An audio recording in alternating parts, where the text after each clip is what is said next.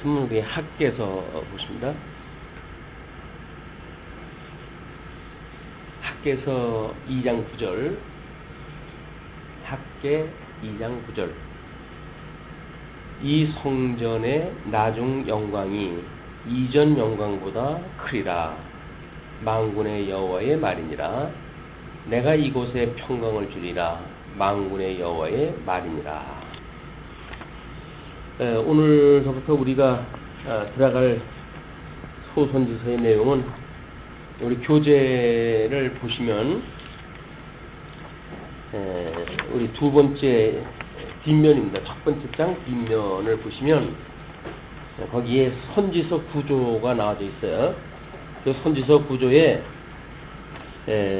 대선지서로 해가지고는 하나님의 의와 나에 대한 언약으로 구분이 되어졌고, 소선지서 12개는 선민국과 회복에 대한 예언이라고 이렇게 구조를 잡아놨습니다.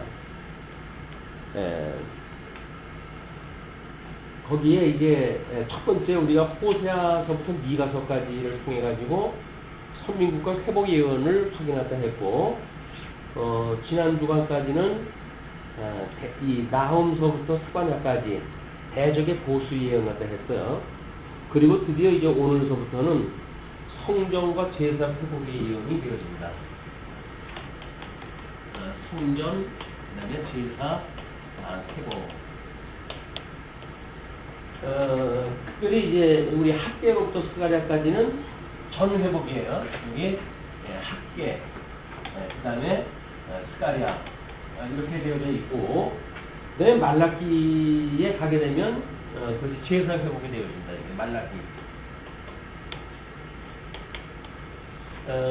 우리 역사적 배경은 연대가 비슷하기 때문에 일단 그 맨 뒤쪽에 보시게 되면 맨 뒤쪽에 거기를 보시게 되면 선민국가의 유수와 귀환이라고 하는 것으로 우리가 다니엘서 공부할 때 한번 확인했다 했던 내용인데요. 자, 여기 일단 첫 번째 이게 유수의 기간을 보게 되면 첫 번째 포로 기간이 606년이라고 했어요. 606년 여호와김 당시에 느부갓네살에 의해서 첫 번째 포로가 시작이 되어졌는데, 이때 중요 포로자가 다니엘로 되어져 있습니다. 다니엘로 되어져 있고, 두 번째 유수는 597년인데 여호와김과 여호와긴 그 당시고, 에스겔과 여호야긴이 포로로 끌려갔던 그런 그 때예요. 그 다음에 세 번째가 586년입니다. 586년에 시드기야가 당시 시드기야 당시인데, 성전과 성벽이 파괴되어지는 온전한 우리 남쪽 유다의 포로기로, 멸망의 기로 보통 기억하고 있는 연도예요. 그러면 606년에 1차 포로, 그 다음에 이제 2차 포로는 지금 이쪽 회복에 있을 때 연대가 크게 어떤 관계가 없으니까 3차, 1차 606년, 3차 586년 이렇게 되어져 있단 말이에요. 그런데 학계 선지자가 등장을 했던 것이 520년입니다. 520년.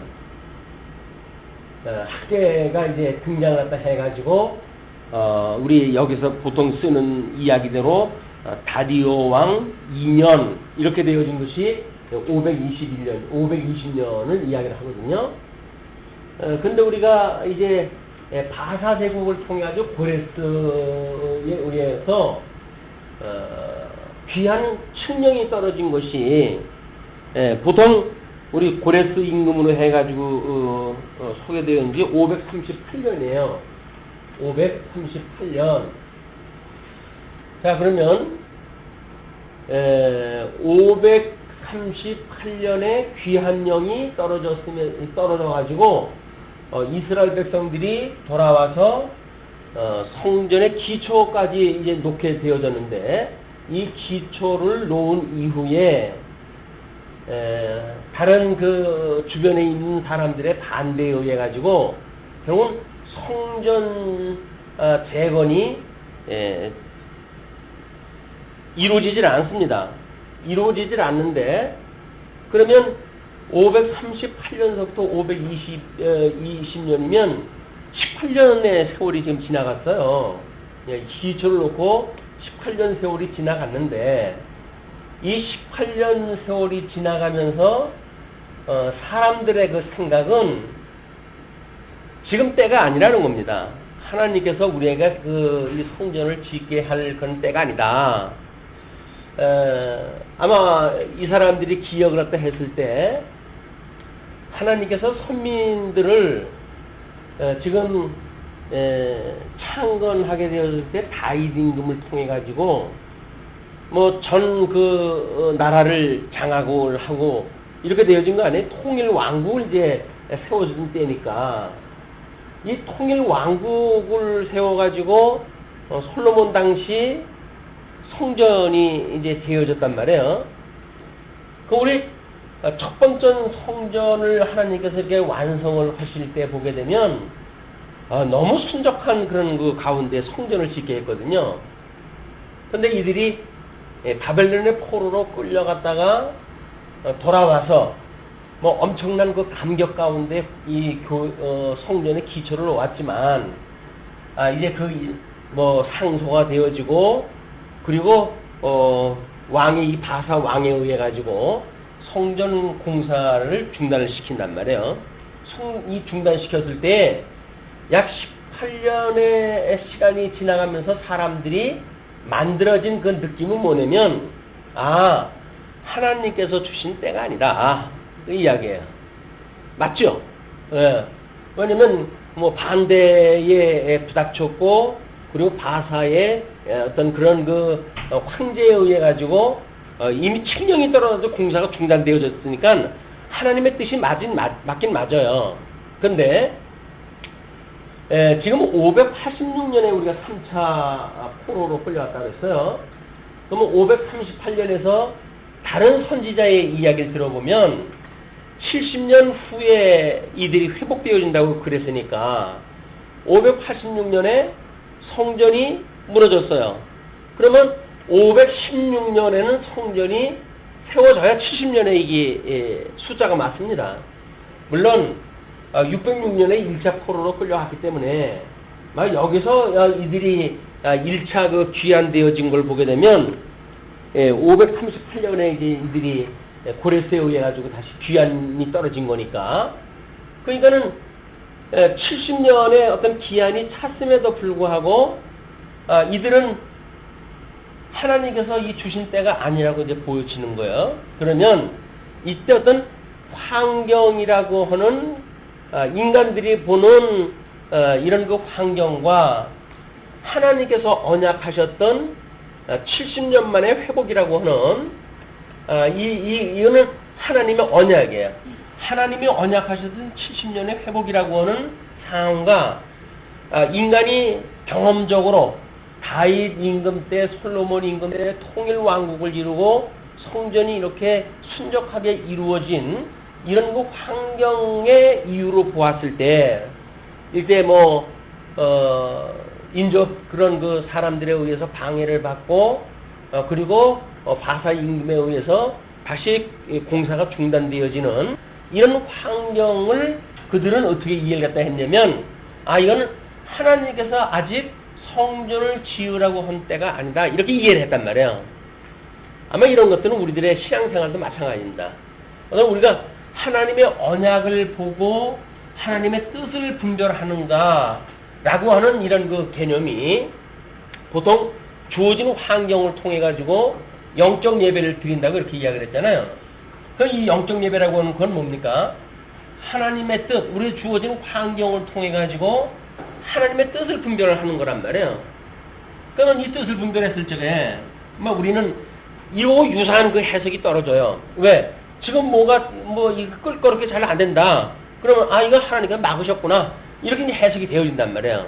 그런데 하나님의 언약이 과연 무엇인가에 대한 것을 이해를 하고 해석을 하는가? 아니면 하나님께서 단순히 하게 하신다라고 하는 어떤 주권만 인정하는 그런 가운데 우리가 환경에 대한 해석을 하는가라고 하는 문제가 학계서를 통해 가지고 우리가 한번 이건 실천신학적으로 이제 또 정리를 갖다 해야 되는 문제라고 보여집니다. 지금 회복되어졌던 사람들은 다른 뭐 반대의 입장은 분명하니까 이거를 왜 하나님의 뜻이라고 받아들이고 이 하나님의 뜻이라고 받아들였던 이 환경에 적응하는 이걸 우리가 적응적인 가치라고 이렇게 이야기를 해서 적응한다. 그러나 하나님의 뜻이 우리들한테 들어왔을 때 비로소 우리는 대응적 가치를 추구하게 되어지거든요. 이 두 가지 문제인 거예요. 환경이라고 하는 그냥 우리들의 편한 생각으로 보았을 때에는 이건 하나님의 뜻이야 라고 해서 적당히 그냥 거기에 적응하면서 살아갈 수 있는 것이 이것이 어떤 성령의 감동이 없었을 때에 느낄 수 있는 그런 신앙생활이란 말이에요. 이걸 우리가 종교생활이라고 이렇게도 또 규명을 갖다 했어요. 그런데 만약에 성령이 우리들로 하여금 하나님의 뜻을 분별케 하시고 그리고 강력하게 우리에게 어떤 감동을 주신다고 한다면 우리는 적응이 아니라 대응적인 삶으로 전환이 되어집니다. 이걸 우리가 신앙생활이다 이렇게 구분하다 했어요. 그럼 우리는 어떻게 보게 되면 성경신학이라고 하는 아주 엄청난 하나님의 계시의 정신에 의해 가지고 말씀을 이해했는데도 불구하고 우리는 이쪽에 빠지기가 쉬운 환경 속에 살아가게 되어집니다. 그러나 이제 하나님의 말씀을 우리가 일용할 양식으로 우리가 먹게 되어지고 그리고 정상적인 예배에 참여를 하다 해서 오늘 우리에게 필요한 말씀을 하나님께서 어떤 말씀으로 주시는가 라는 문제를 보았을 때 비로소 우리는 이 적응했던 우리의 삶으로부터 대응적인 신앙생활의 어떤 변화가 이루어질 수 있다는 거예요. 지금 이 선민국가의 회복이라고 하는 맥락으로 봤을 적에는 586년에 3차 포로로 끌려갔기 때문에 516년에 이제 이 성전이 지어져야 되는 건 회복이 되어지는 거란 말이에요. 그러면 이때가 지금 520년이라고 그랬으니까 한 4년 정도 남겨놓은 세월이거든요. 4년 정도 남겨놓고 봤을 때 이 사람들이 4년을 남겨놨느냐, 이 4년을 지금 기억을 하고 있는가, 하나님의 언약을 기억하고 있는가, 아니면 그냥 이제 포로로 귀환되어졌고 예루살렘에 1차로 이 사람들이 돌아왔을 때 한 5만여 명 지금 돌아온 거 아니에요? 네, 5만여 명이 이제 돌아왔는데 이 5만여 명이 돌아온 그런 그 사람들이 지금 예루살렘에 살고 있으니까 사람들이 많지도 않아요. 그리고 인접되어져 있는 사람들의 왕따를 당하고 경계를 당하는 가운데 지금 어떤 생활을 하기 때문에 생활하는 것도 그게 편치 않습니다. 그런 가운데 여력이 없어요. 사실은 여력이 없어요. 여력이 있다고 그래야 그냥 자기네 어떤 그런 주변을 좀 정리하고 자기네들이 주거하고 있는 주택이나 뭔가 좀 여기서 이제 판벽한다고 이렇게 이야기를 했는데 뭔가 먼저 이제 포로로 돌아왔을 때 가지고 있던 그런 환경보다는 좀 더 좀 유연 환경으로 이제 뭔가 인테리어를 좀 바꾸고 이럴 정도예요. 지금 겨우 이제 인테리어 정도 바꿔가지고 삶의 질을 향상시킬 그런 그 여유가 있을 때니까 이렇게 어떤 성전을 지을 수 있을 만한 여력은 전혀 없는 상태란 말이에요. 이게 아마 이 학계서가 우리한테 주는 특별한 그런 어떤 그 말씀이라고 보여집니다. 학계는 아주 짧은 시간 했어요. 지금 그 1절에서 이야기하는 것처럼 지금 그 다리오가 다리오 왕 2년 6월 달에 시작이 되는데 이 다리오 왕 2년 6월 달에 시작을 했거든요. 이 6월 달서부터 9월 달까지 이렇게 가지고 한 1, 4분기 정도밖에는 이 사역을 안 해요. 그리고 이제 우리가 다음에 학계 스가랴를 공부하게 되어지는데 그 스가랴에서 좀 더 긴 시간 동안 이걸 구체적으로 이제 손질했다 해가는 것이 소개가 되어집니다.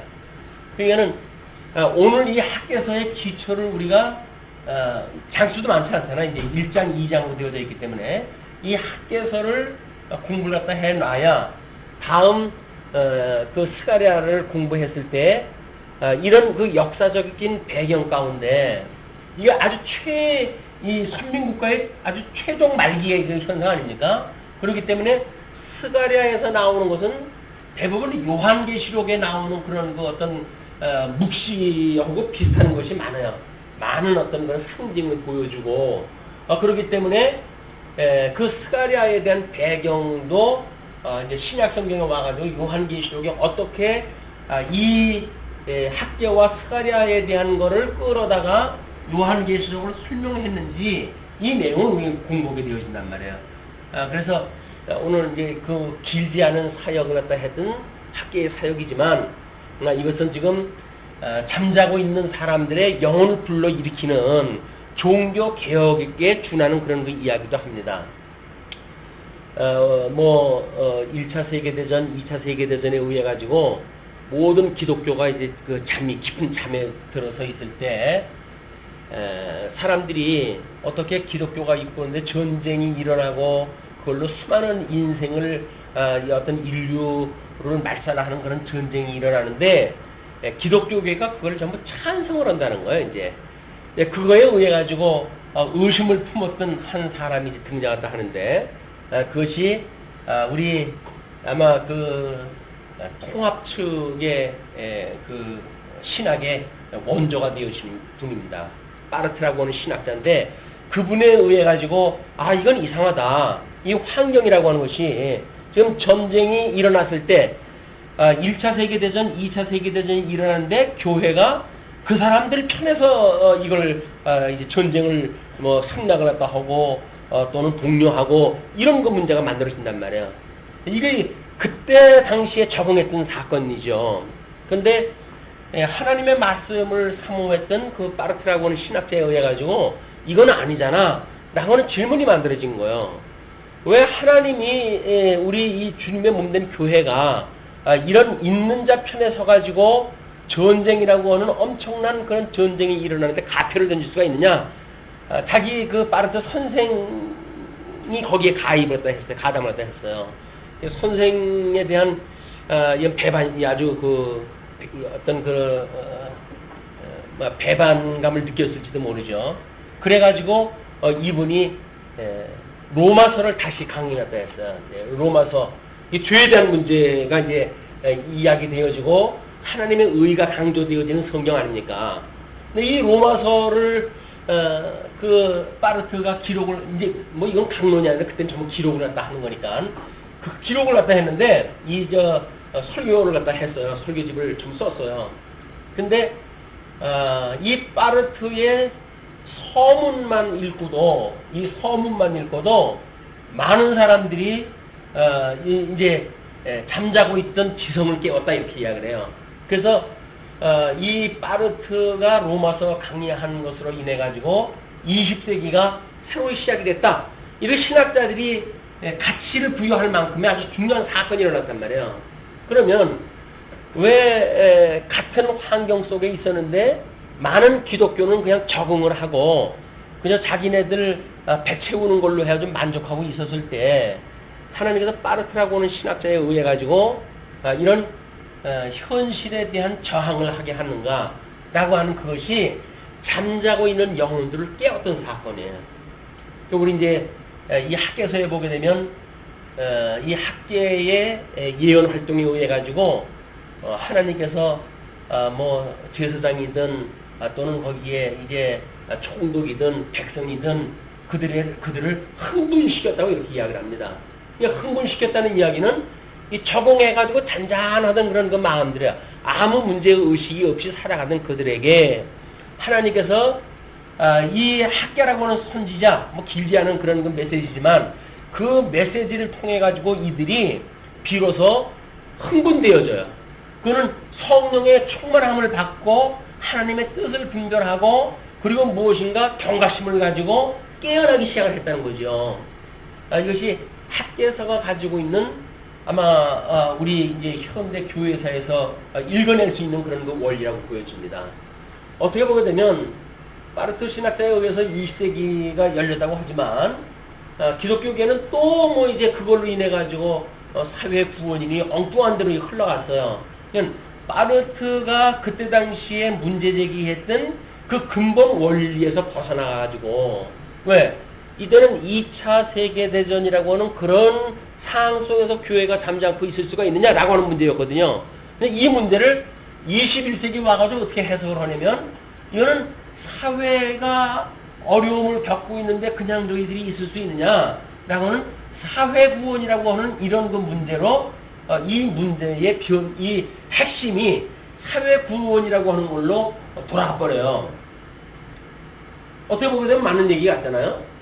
근데 과연 이 사회구원인가에 대한 문제는 또 우리는 이제 21세기를 맞이했으니까 이들이 파르트의 이런 어떤 그 감동을 가지고 이 로마서를 통해 가지고 우리들의 인간의 죄를 강조하고 하나님의 은혜를 갖다 강조하고 이러므로 해가지고 잠자고 있는 영혼을 깼는데 그래놓고는 사회구원이니 뭐니 해가지고 뭔가 움직여거리고 일을 하는 것 같아요.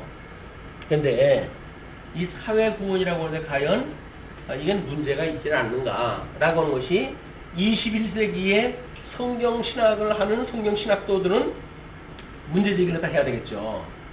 뭐 물론 여기서 또 무슨 뭐 어떤 체제의 뭐 혁명이니 뭐 그런 문제도 마찬가지예요. 이런 것도 과연 이게 지금 현재 하나님이 주신 뜻이 무엇인가 라고 하는 분별을 갖다 해내는 문제의식으로 우리한테 오질 않으면 우리는 그냥 기존 세력에 그냥 적응하면서 뭐 하나님 성경을 많이 안다고 생각이 드니까 다른 사람들 앞에서 성경 자랑하면서 살아가기에 부족함이 없잖아요. 이제 뭐 우리들이 알고 있는 지식 가지고 어지간한 사람들한테는 뭐 이제 하나님의 말씀을 가지고는 꿀릴 게 없다고 스스로 우리는 생각할지도 몰라요. 그렇기 때문에 주어진 환경에 적응하는 거에 아주 필요한 충분 조건을 가지고 있어요. 충분 조건을. 그런데 성령의 감동을 받아가지고 뭐가 우리가 흥분되어져서 이건 아니야 라고 해가지고 무엇인가 이 내용적으로 본질적으로 뭔가 추구하고 있는 세계가 만들어져야 그래야 이 사람들하고는 차별화가 되어지는 거 아니에요. 끊임없이 뭔가 이 온전케 하신 예수 그리스도를 향해서 다른 밖을 치는 우리들의 현 주소가 발견되어진단 말이에요. 물론 뭐 온전케 하시는 그것이 주님의 몸된 교회를 온전케 해가는 거니까 그러니까 이런 그 문제가 교회를 온전케 해가는 것인가 그것이 아니라 하나님의 말씀이 더욱 완전하게 드러나는 일이야말로 우리들의 이런 현실적인 문제에 적응하는 것이 아니라 하나님의 뜻을 구별을 해내는 데에 본질에 우리가 도달을 하는 것이다. 물론 그래서 열매로 해서 이제 나타날 수가 있어요.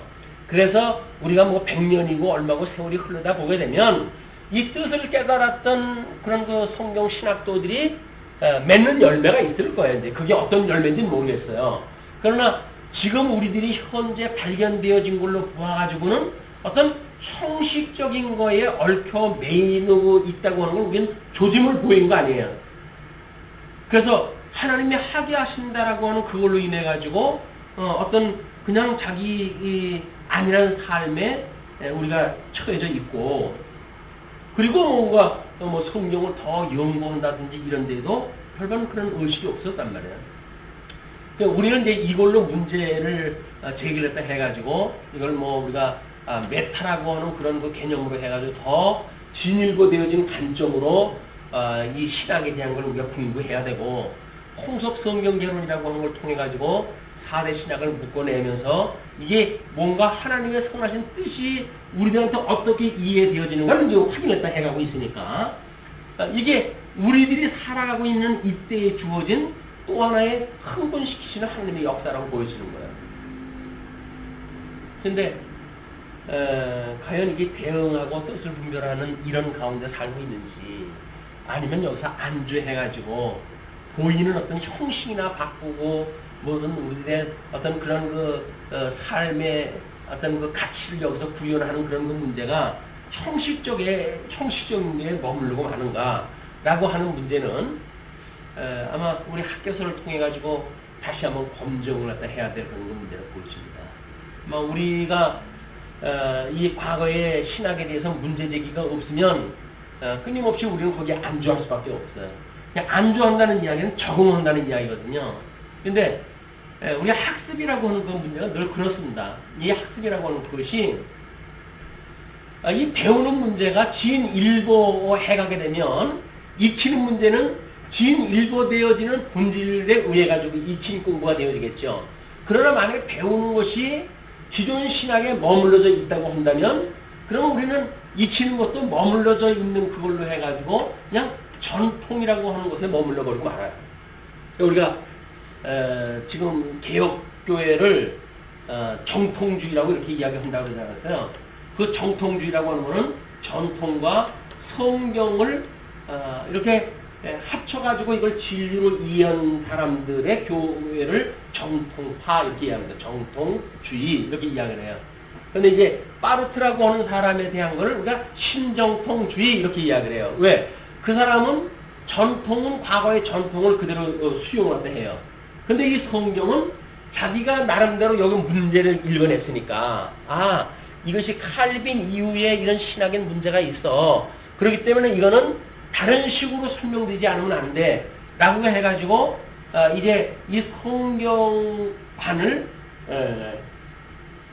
우리들이 그 기존에 알고 있던 거는 다르게 이걸 이제 설명을 한 거예요. 그래서 우리 계시의 문제도 참 역사니 참 시간이니 라고는 중간 단계에 무엇인가를 누워가지고 여기에 참 시간이나 참 역사에 인간도 하나님도 해서 여기서 만난다는 어떤 그런 범위를 이제 만들어준단 말이에요.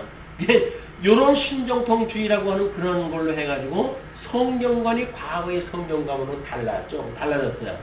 자, 그러면 이제 우리는 이 정통주의의 이 정통주의를 우리는 인정한다고 그랬어요. 그 인정하는 것이 그냥 여기에 적응하는 걸로 해서 우리가 이 정통주의에 안주하는 것이 아니라 우리가 알고 있는 4대 신학을 이쪽 과거의 전통이 어떻게 왜곡되어진 것이 있는지 그거를 모두 묶어가지고 이걸 통섭을 갖다 해가는 과정 중으로 이걸 수용하다 한다고 그랬단 말이에요. 그러니까는 전통과 이 성경이 가지고 있는 우리는 정통주의가 맞아요. 정통주의가 맞는데 과거의 적응에 머물러져 있던 전통이 아니라 우리는 그거를 통섭하는 전통으로 확대되어졌다. 이런 개념으로 우리의 정체성을 이해해 보시면 될 것 같아요. 아마 이렇게 되면 이제 우리가 본질을 추구할 것은 홍섭성경제론에서 이제 우리가 밝혀낸 대로 하나님의 성경은 하나님의 이야기 아닙니까?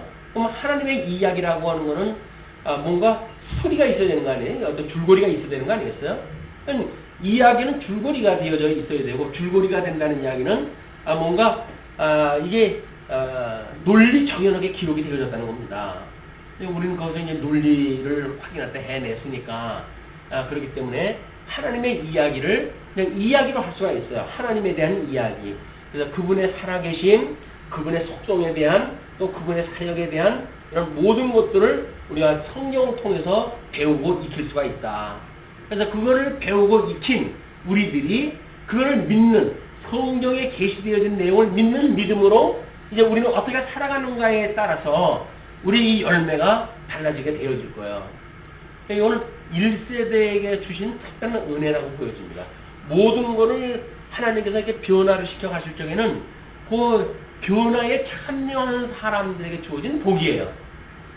요게 이제 이걸 따라오려고 한다면 이제 공부하는 수밖에 없잖아요. 그 공부하는 사람들은 적응하기에 바빠요. 그렇기 때문에 그 사람들은 우리들의 이런 변화무쌍한 흥분한 상태에서 성령의 감동을 받아가지고 신앙생활을 하던 거와는 달리 안주하는 신앙생활이 되어질 거예요. 그럼 이제 그 이후에는 하나님께서 또 다른 변화를 일으켜가지고 우리보다 더 이 성경의 본질에 가까운 것으로 이 진전적 발전을 시킬 수가 보입니다. 신학의 발전은 그럼 우리 주님 마주 보는 것과 같이 우리 예수님 재림할 때까지 끊임없이 이게 진전적 발전할 수밖에 없어요. 그런 그 개념을 가지고 우리 이해를 해야 이 뭐 정통이라고 하는 그것도 성경관이라고 하는 그것도 고착화되어져 있는 그런 것이 아니라 끊임없이 하나님께서 시대를 따라 우리에게 주시는 생명의 양식으로 살아있는 말씀으로 이해를 하게 되어지고, 이렇게 됐을 때 우리는 섰다 함도 아니고 이루었다 함도 아니라고 하는 이런 사도 바울의 그 말에 전폭적으로 지지할 수가 있죠. 우리가 이 적응되어진다는 이야기는 뭐가 다 되었다고 생각했을 때 이쪽에 안주하기 시작을 하거든요. 뭐 이제 다 알만큼 알았고 내가 뭐 목사 될 것도 아니고 무슨 뭐 더 배울 게 뭐가 있냐 이렇게 돼버리고 만단 말이에요. 그냥 뭐 배운 것만 뭐 가지고도 충분히 다른 사람들보다 나은 신앙생활을 할 수가 있어.